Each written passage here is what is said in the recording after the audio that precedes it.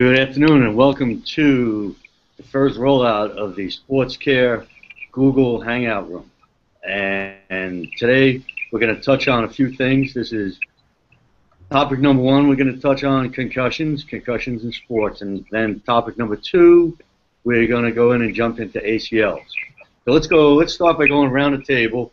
And everybody just jump in, introduce yourself, tell us where you are at SportsCare and what kind of things you're doing there, please. Go ahead, Janelle. I'm Janelle. I'm at CK2 in Cedar Knolls. I'm an athletic trainer, and I help with exercise protocols, all patients, see a lot of different type of orthopedic injuries, but specializing over here in ACLs. Very good. Lindsay, how about you? Jump on board, please. Hi, I'm Lindsay Chambers. I'm over at the new Morristown Concussion and Balance Center. So I'm seeing a lot of concussions, mild traumatic brain injury, and just your general orthopedic patients as well. Very good. We also have Chris from down South Jersey. Chris. Hello, my name is Chris Lang. I'm from the Toms River Office Director, and we see a lot of outpatient orthopedic injuries here. I have some experience with concussions as well. Very good. Sitting in here from Bergen County today, we have Derek. Derek. Hi, I'm Derek Willis. I'm the director over in Paramus 3 on Ridgewood Ave. I see a lot of general outpatient orthopedics, and outside of SportsCare, I also work with the high school football team, which has given me some experience with concussions and ACL injuries, which we'll be talking about a little bit later. And lastly, from our Whippany Sports Performance Training Center, we have both Scott and Bruce. Bruce, come on and say hello, please. Hey guys, I'm Bruce Buckman, physical therapist at Sports Performance Center in Whippany. We see primarily sports athletes here, sports injuries. Scott, I'm the athletic trainer and strength and conditioning specialist at Whippany. I do a lot of performance coaching, also athletic event coverage, and baseline testing for concussions. Very good. Welcome aboard, everybody, and let's kick things off here. Well, let's start talking about concussions, and I guess the first thing we probably should do is let's define what a concussion is. And there are a lot of people out there that watch games on TV on Sunday afternoons. They go to their children's games. They sit in practices, and the parents are all talking and talking about concussions. What are they? What are they doing? So what we do know about a concussion is it's an abnormal injury to the brain where the physiology of the brain is impacted by a blow from the outside, a mechanical blow from the outside. Now, with the concussion, you can lose consciousness. You can have a concussion without losing consciousness. I guess our first thing is, how do we recognize concussions? What are some of the symptoms? You know, if you're out there working at a game and you see some things happening, how do you know? What makes you wonder? How do you rule out concussions, things like that on the sideline? Well, the first thing is you want to obviously see that the athlete comes out to address if they're getting hit on field. Sometimes the athlete won't really want to come out and will just play, so you have to have that also judgment whether or not to pull them out. You can see someone on field and they're stumbling or they're holding their head or they're just not in the right position, their whereabouts are a little off. So you'd pull them off and just do, you know, your general scanning, test their balance. You would have them do different types of balance testing and go through eye tracking and go through hearing and do you have a headache and, you know where you are, what's your name, do you know who I am, what are you doing, kind of a thing. So just to get their general... There's, I guess, like a protocol, a pattern of questions that you really want to be seen by somebody, by a medical professional, quickly on the side, just to rule out maybe a concussion, maybe not a concussion. If we are suspecting a concussion, hey, you know what? Let's not allow this player back into the game. If it's a football player, maybe we take their helmet, we hide it on them, and we just, to be conservative, we need to keep somebody out. And the one thing I think you need to keep in mind acutely with the concussion is these things are in an evolving stage. And you may actually see somebody coming off the field who seems okay, but then 5 or 10 minutes later, you're starting to to recognize some of the other signs where a player will come up and say, Joe in a huddle, he's not quite getting what we're doing. Maybe you should look at him. So I guess the key, is when you're looking once, but are you constantly on the ball with looking at these kids? Yeah. You're constantly rechecking the kid, even if they are on the sideline and they're not playing. You want to recheck them, check their vitals, check everything, their balance, and are you okay? Do you know where you are, kind of a thing. It's a constant back and forward with them. And sometimes the athlete will come off with a headache, and that doesn't necessarily mean they have a concussion. So to be able to determine between the two is also something important when you're dealing on the sidelines. Derek, coming from your perspective, now you're the sports medicine professional. We're not going to put you in a seat right now of being a coach on the sideline. You're out there, you want to win a game. What do we need to really tell our coaches? What do they need to understand about the safety of our players that are a little more, things that are more important than what the final score is? It's tough for coaches because you really want to impress upon them the long-term outcomes. I mean, if you look at what's happening with NFL players now, guys that played in the 80s when we didn't even know what concussion was and it wasn't really mentioned on the field, they're having some serious long-term effects, even as serious as depression and higher rates of suicide. So, I mean, you can scare them a little bit with that, but bring it on a more realistic side of things, that if they put the kid back in and they get a second concussion, just drawing their attention to the fact that it's going to be more severe, and even in the realm of things how it affects the coach, they might not be able to play. If it's a skilled sophomore, they might not be able to play their junior and senior year if you expose them to that second concussion. So even though they might miss the game, their athletic career can benefit from playing it safe.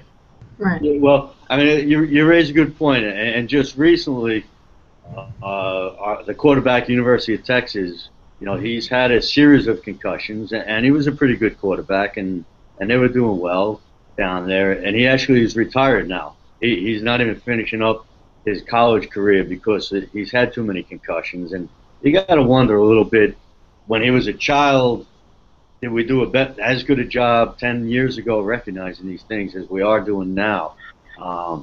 And do we do as good a job then as we are managing these things now? So if we have a diagnosis of a concussion, now let's talk a little bit about management. Lindsay, what are you doing in the SportsCare Concussion Center in the post-incident management of these things?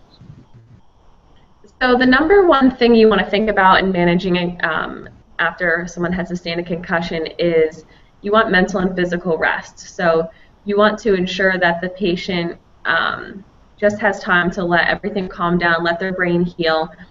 When typically 80 to 90%, according to current literature, people are symptom-free within a week. So once they're symptom-free, they usually will be cleared again by their neurologist, and then we're running them through a 4-day graduated exercise protocol, which basically stresses the whole system in a controlled manner, ensuring that they're successfully able to complete the first stage before moving on to the next. And their headache, dizziness, nothing is aggravated, and then they can return to sport. Practice usually first before games. In regards recently to patients and kids who sustain a concussion and are still symptomatic, they're still focusing on the mental and physical rest, but new research is showing that they are doing a low-grade exercise. So we're doing some low-grade exercise, again, as long as them not being aggravated. So maybe the rec bike, a lot of balance, proprioceptive training, manual therapy, because a lot of times the cervical spine will tighten up just as a guarding mechanism, and addressing the vestibular system as needed and on a case-by-case basis. Then again, the same thing goes once they're symptom-free and feeling better, we'll run them also through the 4-day return to sport protocol. Now, our return to sport protocol, we're hitting some of your later stages where you actually want to do some sport-specific things. Bruce, I know in Whippany, in a sports performance training center, we have a little field. We have a basket. What kind of things? How are you taking your patients to those final stages inside of that facility? So just like Lindsay said, as long as the patient, comes in and they don't have any symptoms that are, after we perform our symptom checklist, we can go through their sport-related activities. If they're a football player, throwing a football to them, make sure they're tracking the football correctly, make sure that they're able to catch the football, make sure their balance is okay.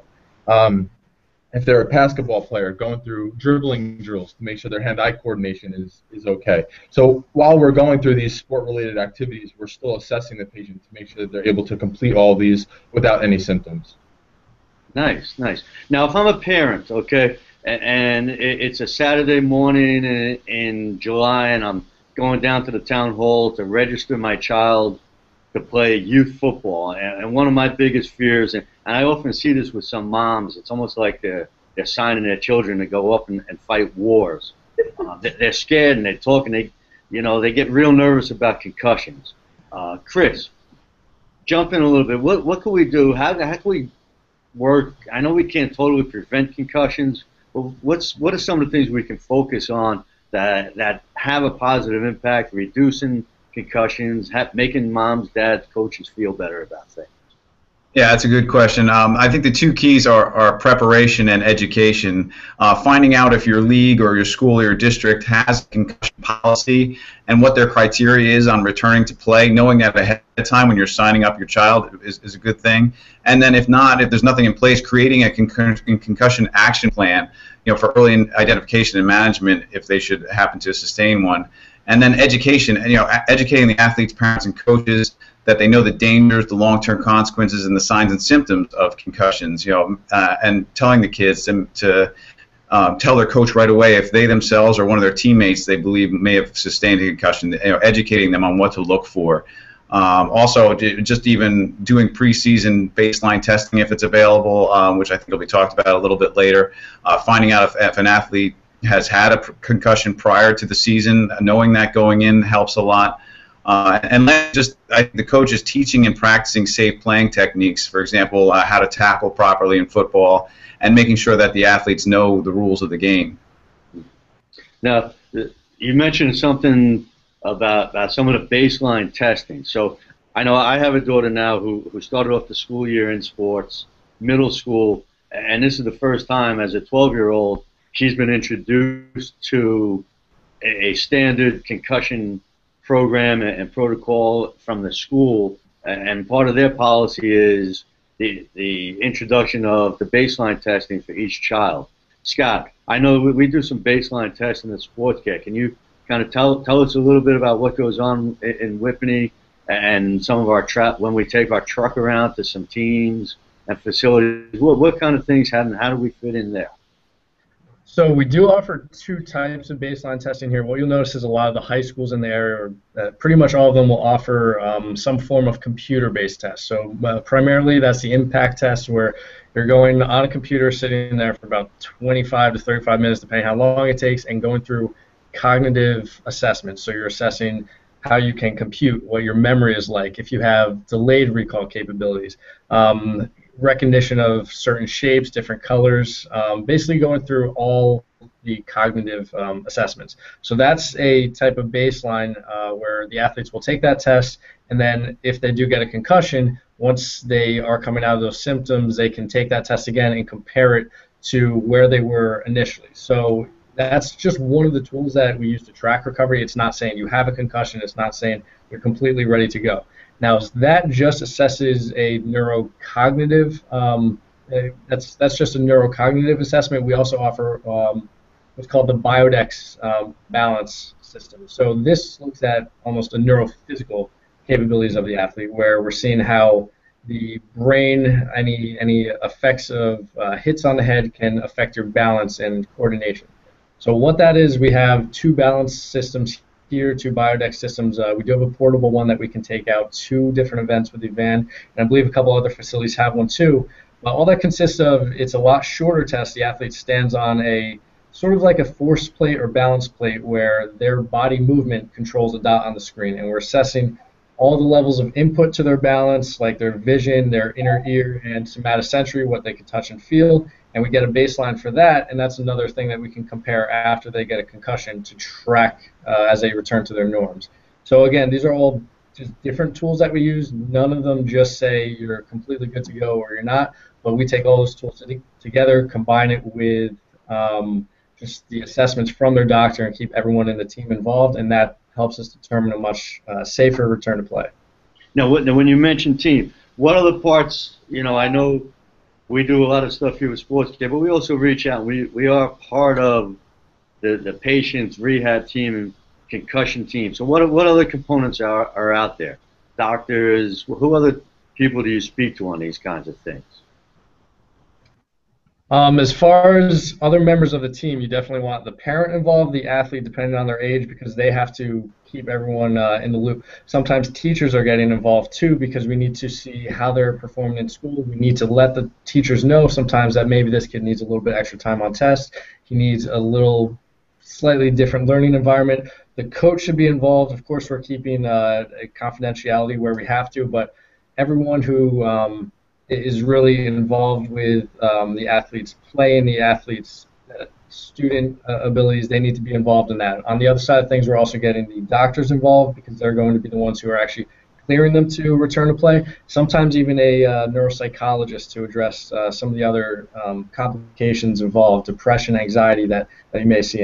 And that everyone just keeping an open communication and keeping everyone involved is also going to help us with a better return to play. I know, if you look at statistically, 80 or 90% of the concussions will get better within 5, 6, 7 days.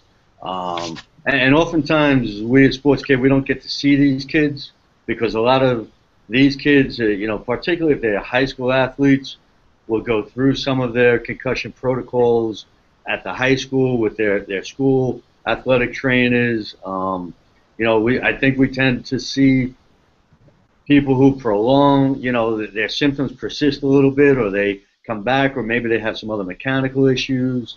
I guess the big thing that we can just pulling it all together for concussions, it's a very complicated, and probably one of the most complicated sports medicine injuries, and it's really come to the forefront in the last 5 to 10 years. The scary thing is that concussions and how we manage them can have horrible, endings, and they can have very good endings. We've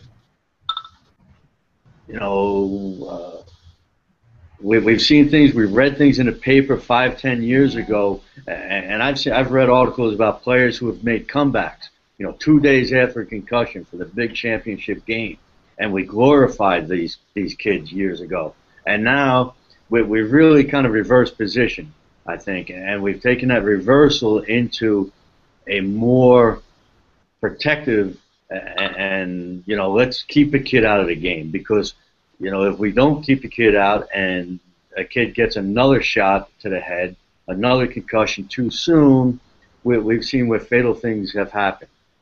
So just in a world of concussions, there are some other new things out there. Anybody in the panel, jump in. What do you guys find to be real exciting in the future? What things that we're doing, or what we can be doing, what we're learning about concussions for the future? I just wanted to make a comment about the biotech system that we have at SportsCare. Through school and being in schools, you don't have the capability of that testing, and it's a really great thing, because sometimes subjectively you're going to miss things.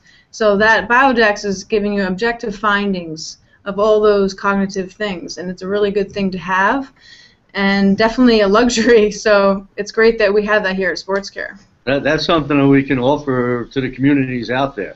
Within many of our offices, we have a portable one, right? Scott, you could throw it on your back and take it on the road, pretty much. Not that way. What other things out there? And for the future, what's exciting? What's getting your blood charged up a little bit, Lindsay? Well, one of the things that I'm seeing, first off, a lot of people are making almost an uproar about the fact that we're seeing a lot more concussions. Now, that maybe there is a slight increase in the amount of concussions, but I think a major contributor to that is the fact that we know so much more about it. So something that previously would have just been you're getting your bell rung, you got a little banged up, we're now actually considering that a concussion, treating it as a concussion, and giving athletes a fighting chance in the long run as opposed to sending them out there. Now, the other thing we're seeing now is slowly being introduced, because there are a couple bugs with them, but helmet impact sensors. So on different various helmets, you have football, customized ones, you have lacrosse, you have hockey, the main contact sports. They have a small sensor you can put on the helmets that actually sense different levels of impact. So where working sideline for a football game, there's a lot of people on the field. It's hard to see every single individual hit and then get to that player and get them off to assess them.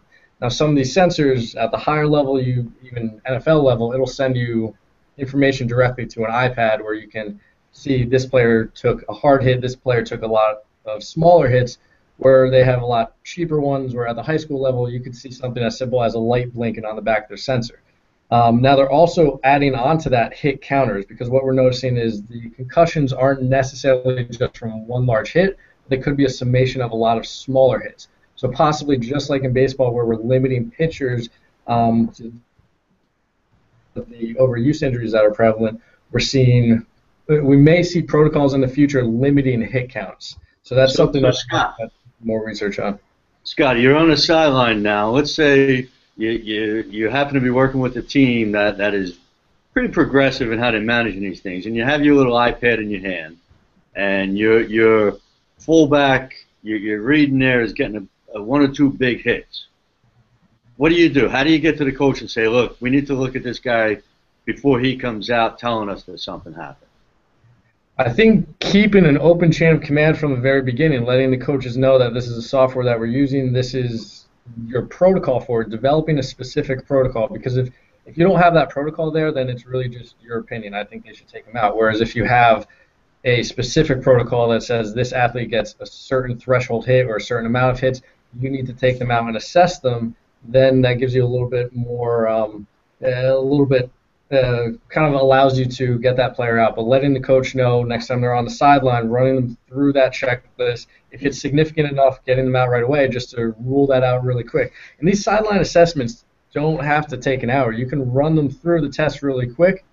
If they're symptom-free, then, I mean, that's just a little more peace of mind. Well, when you say running through it, you have a kid coming off the sideline, you're running through your SCAT 3. How many minutes does that take before you can kind of get a feel for what's going on? I mean, you can run them through the initial test, and that's going to assess all their signs and symptoms. You're going through a checklist. You're doing cognitive assessments. You're doing memory and recall on that test. But like Janelle said, with any suspect of a concussion, you do need to do a reassessment.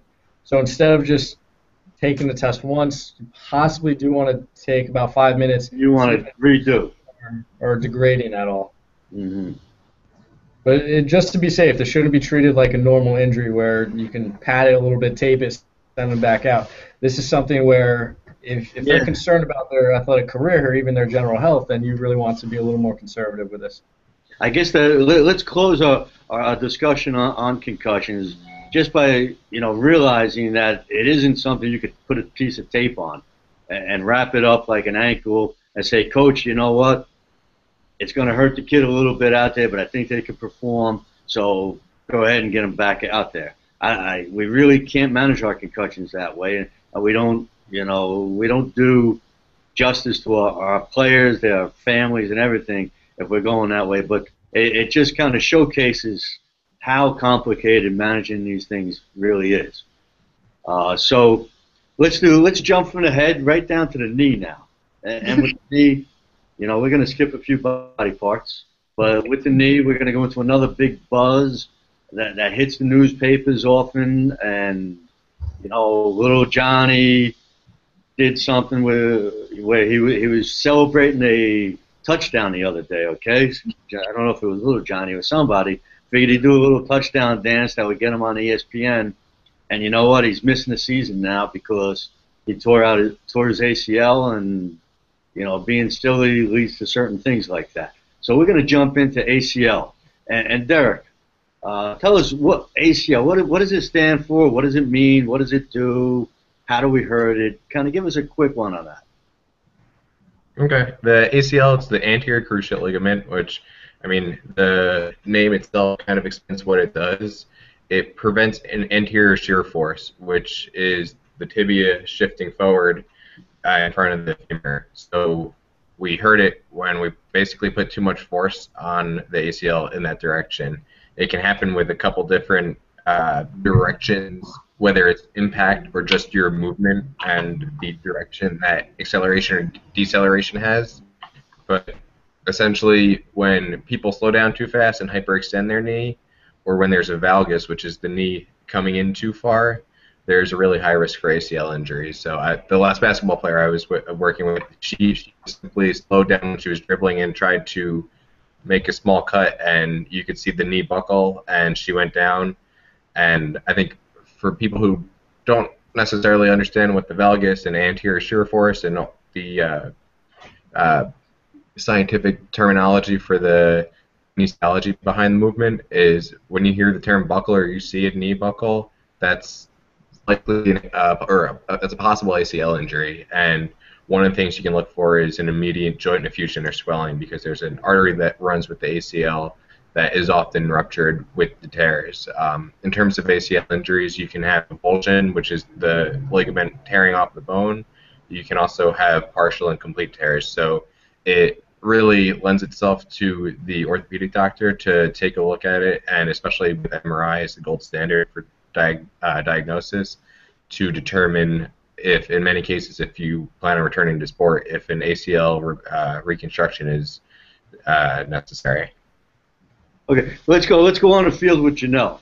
Janelle, we're on the field now. Game time.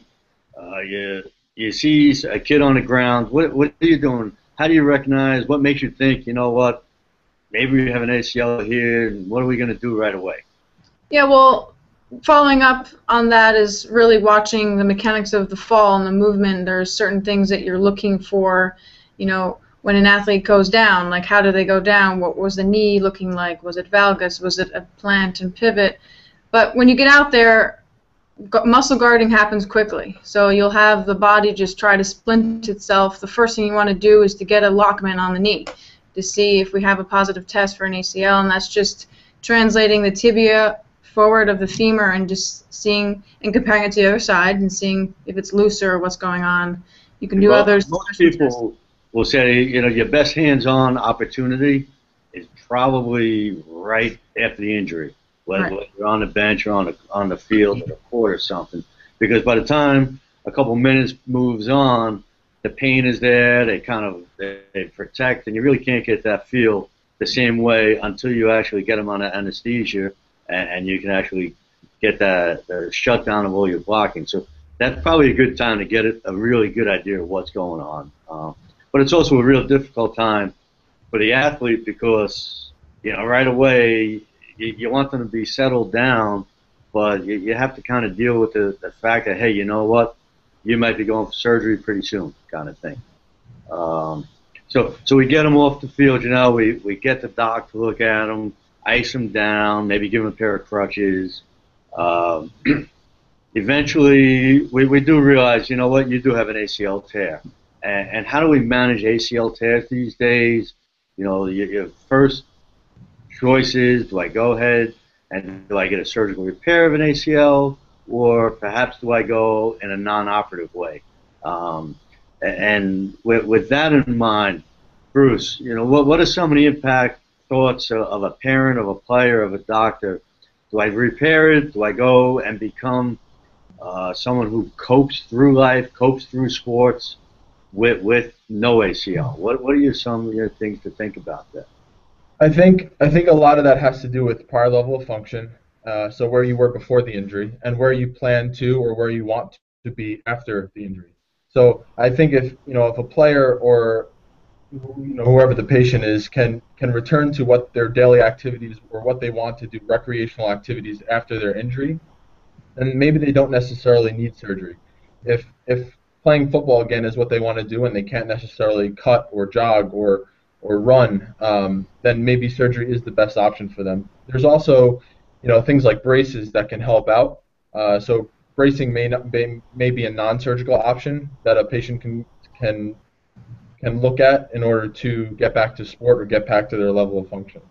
So oftentimes, in a physical therapy office, we'll get some patients who will come in. They've seen their doctor.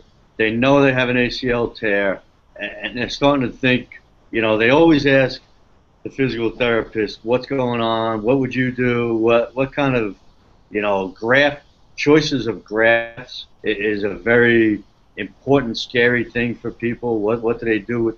Do they do their own knee graft? Do they go with the hamstring graft, patella tendon graft? What kind of questions have you guys been asked about this? And what are some of your more serious and some of your quirkier kind of questions with that? Chris?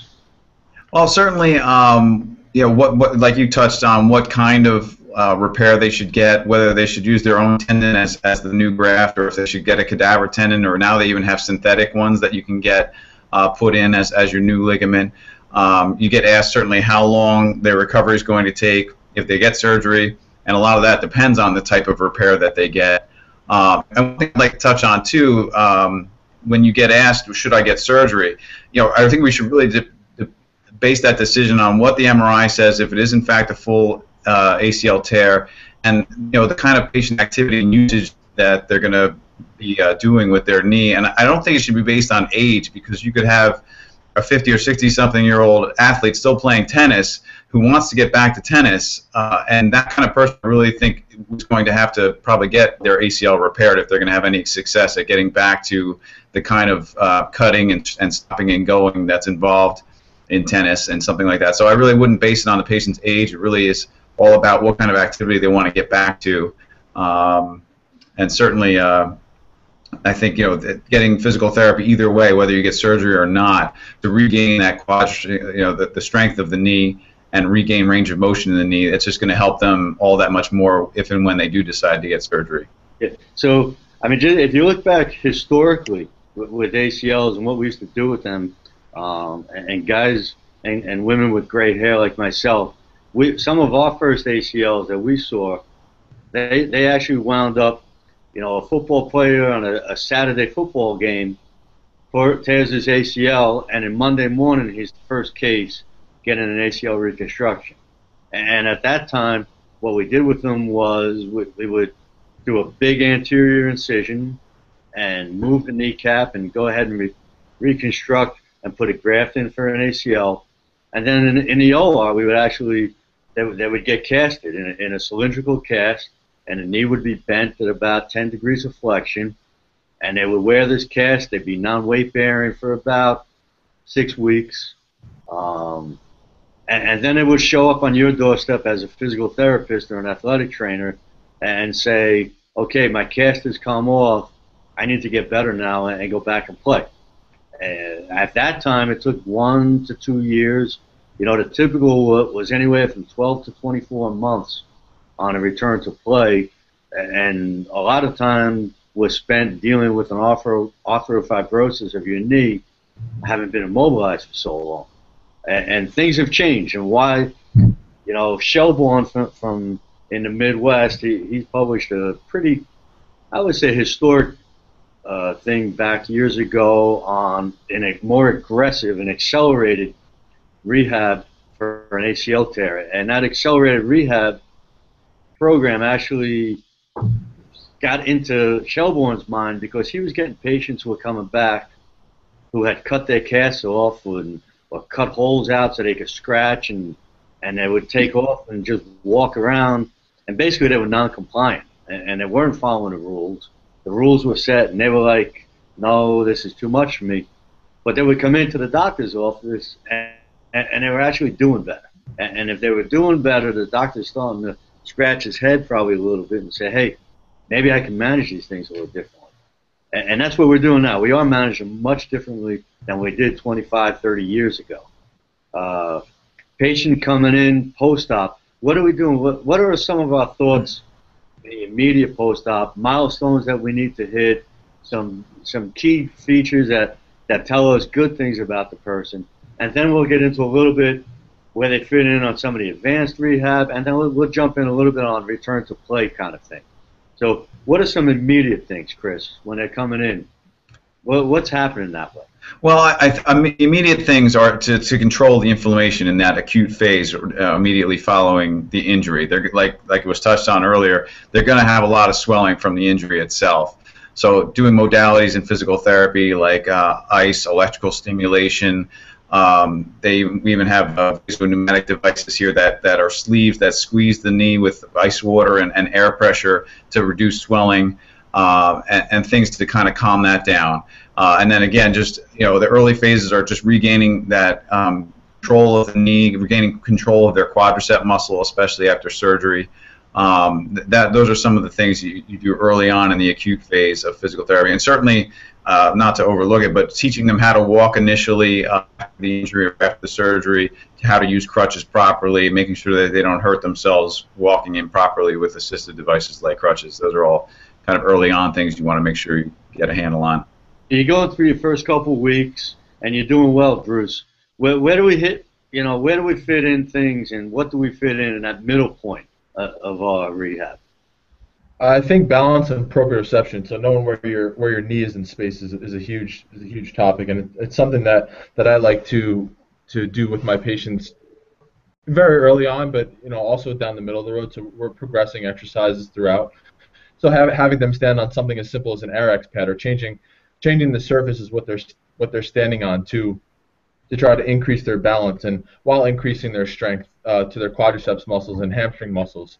And then from there, working on continuing on the strength aspect of things, working on eccentric exercises. So making sure that they're being able to control the exercise, being able to control the joints through ranges of motion slowly. If I'm able to do all these things pretty well, I'm hanging around and spending some time with you, 2, 3, 4 months in your office, coming in 2 or 3 days a week. Are you starting to do some sports-specific things with me? At what point are you getting a ball involved? If I'm a football player or a basketball player, where are you starting to do some of those things? And what are some cool, funky things going on in your offices with that? Linz? Yeah, usually around, depends on the post-op protocol, but by 5-6 months in Cedar Knolls SportsCare office, we're lucky that we have the Alter G there. So that's a blessing, because most times people aren't running until later on, once their quad strength is there, once their control is there, once their neuromuscular control and proprioception, as was mentioned before. What's an Alter G? What? An Alter G, what is that? The Alter G is the anti-gravity treadmill. So what helps with that is basically the patient puts on a pair of tight little shorts and we zip them in, and it calibrates their body weight. So whereas if I go run on the track or run on the treadmill, I'm running at 100% of my body weight with all the force going through the joints, and my muscles have to stabilize and be able to control for that. The Alter G allows us to de-weight the person and unweight them, and they can run at 75% of their body weight or 80% of their body weight, and it allows a nice progression as the patient continues to strengthen, but kind of get them back a little bit quicker, maybe not at 100%, but work on mechanics and things like that, which is nice. That sounds really cool. Is that something I could go to in my regular gym and get something like that, or? No, they're very special and I'm sure expensive equipment. It's really a fabulous piece of equipment that we're lucky that we have over in Cedar Knolls. And people, it's definitely utilized. And that goes with the ACL, but also with any other injury. We have patients in there who, might be post-op spine pain or just, hip discomfort, ankle injuries. So it's definitely can be utilized across the spectrum of orthopedic injuries. So let's say I'm getting to the point I can run now, 100% on my body, on my knee, and I could cut a little bit. How do you know? I'm really itching to get on the field. I'm one of these kids. I want to be out there. My mom and dad want to see me out there. They're tired of sitting home. They spent their whole life watching me play football or basketball, and they're starting to get bored now with their lives if I'm not playing.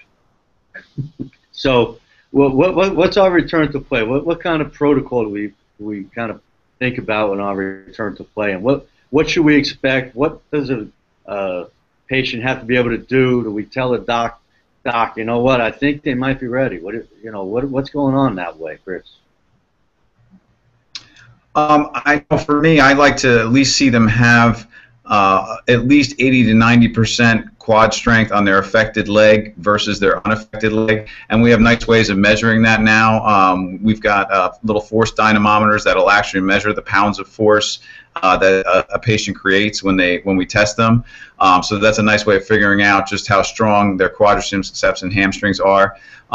We also typically run them through some running and cutting tests to see if they are in fact ready to do some of the running and cutting necessary for their sport. And again, we like to see at least, I would say, an 80 to 90% score on those tests before we're going to return them to sport.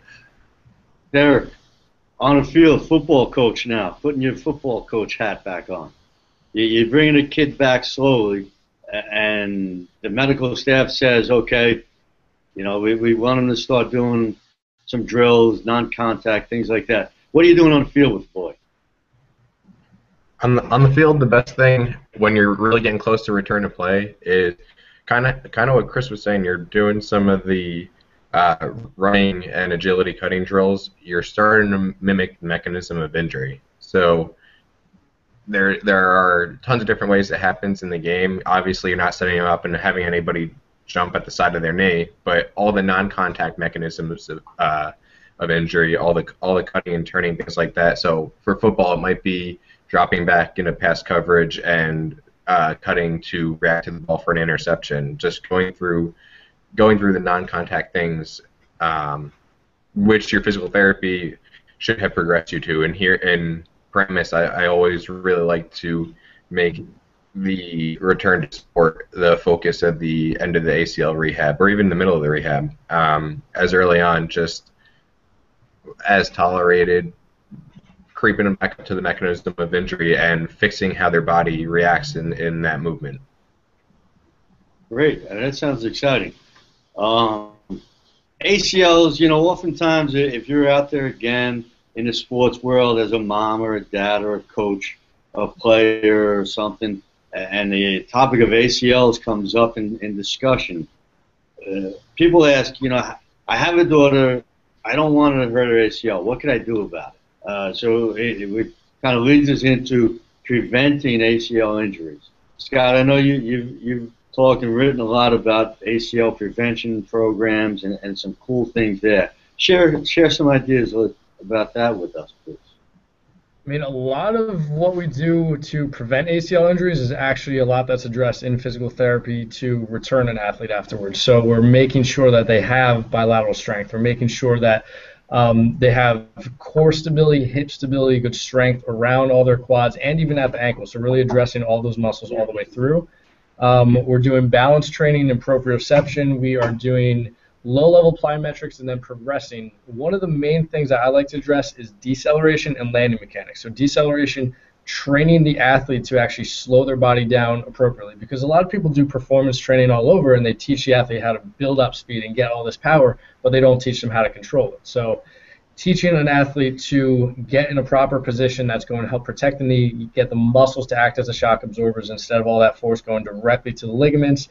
It's going to help prevent injury because they're in a more optimal position, but it's also going to help improve their performance because they're now able to, it's almost like putting performance brakes on a car. You could slow down a lot more quicker and efficiently, and now you can get out in a faster direction with better form and technique. Also, landing mechanics. So, yeah. Well, what I'm gathering is you're saying sports performance training is a little different than actual ACL prevention. Some places out there, they just want to get you bigger and faster, right? And what you guys are doing, it sounds like you have a couple other goals, a couple other objectives of reducing some of your injury risk in some of your programs where you're actually maybe coaching a little more on the slowing down, how to land, mechanics, things like that? Yes, instead of just training performance, I mean, over here we have a lot of injury prevention built into our programs, and there is a lot of crossover too, but when we are teaching agility and teaching acceleration, we'll often accompany that with deceleration or slowing down, doing drills like cone stops where they'll start off at a starting point, they'll have a box of cones that they have to come to a complete stop in. They'll run it at different speeds. We'll go over the form and technique on how to slow your body down, and then they'll have to stop either sprint straight out of it, decelerate, backpedal out of it, lateral movements out of it, and then you actually progress to cutting out of it. We'll also do, to address landing mechanics as well, first we'll teach the proper landing mechanics, where your knee should be in relation to the foot, sitting back and down instead of jutting the hip out to the side, which we see a lot.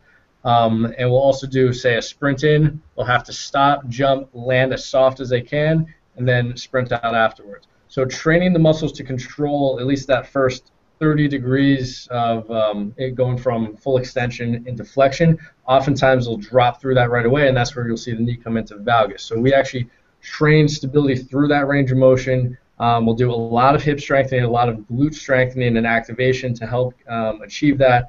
But we're really incorporating all this into our performance programs. And actually at the end of all of our performance classes, we do what's called an active recovery circuit, where we're addressing a balance exercise, a functional stability exercise, and a functional mobility exercise, depending on what that individual athlete's needs are. And that's something that you really don't see at too many performance centers, but we've seen very few, actually just pretty much non-existent injury rates at our facility with those programs. That sounds good. But, you know, parent, I always just wanted my kid to be faster on the field, and oftentimes most parents just want that. They want their kid to have a step ahead of another kid, and they don't realize that it's good if their kid hurts their knee, and they're not actually working programs that are going to help reduce their possibility of blowing out that ACL and blowing out that knee. It's real exciting stuff. What else? Panel, I'm going to open this up to everybody. ACLs is definitely one of those things in the rehab and the sports medicine world that gets people's blood flowing. What are some of the cool, exciting things that you guys think of? And in the future, what would you like to see? What do you think is going to happen, kind of stuff? Well, it's a good thing here at CK2, and I know the Performance Center does it, for our return to play, that we're doing the hop testing. So we're going through single leg hop, triple leg hop, crossbar hop, timed hop, and we're comparing that objectively to the other leg and also with a subjective viewing of it. We also do Y balance to see, you know, the limb stability with different challenges of moving to the front, moving back and side. And also we're in the advanced medical center here at CK2, so we're getting patients that aren't even coming through our rehab, and the doctors are wanting them to get cleared and screened by us. So we're doing the testing on these patients for the doctors, and we give them our opinion. You know, obviously, objectively, these are what we're finding, and then subjectively, this is where the patient's at. And I think it's definitely something that doctors love to see, that there's a formal screening for return to play. That sounds really exciting. Yeah. Let's anyone else jump in. Lynn, what do you get you up on? Also for return to play, so I mean we have the luxury at the Performance Center of having a separate section in the back that incorporates all sport-specific areas.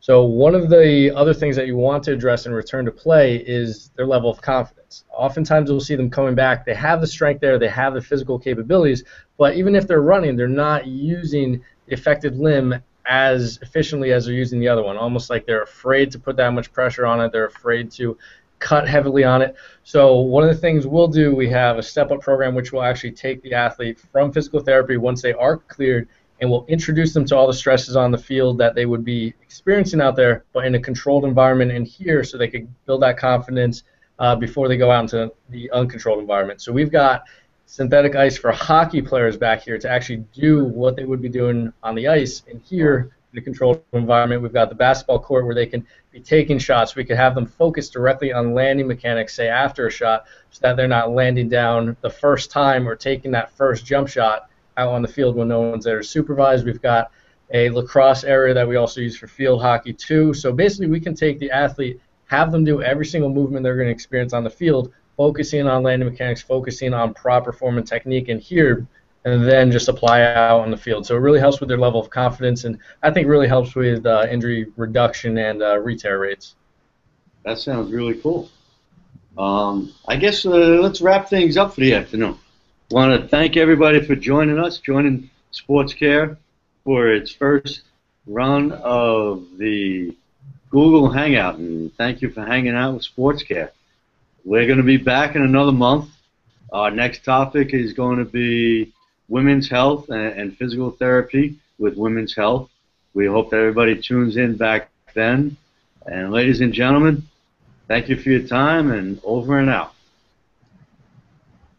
Bye. Bye. Take care. See ya.